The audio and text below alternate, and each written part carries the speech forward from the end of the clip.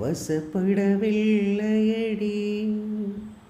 வயிற்றுக்கும் தொண்டைக்கும் உருவமில்லா ஒரு உருண்டையும் உருளுதடி. காத்திருந்தால் எதிர்பார்த்திருந்தால் ஒரு நிமிஷமும் வருஷமடி.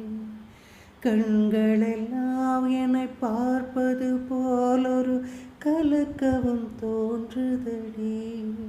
இது சொர்க்கமா நரகமா சொல்லடி உள்ளபடி.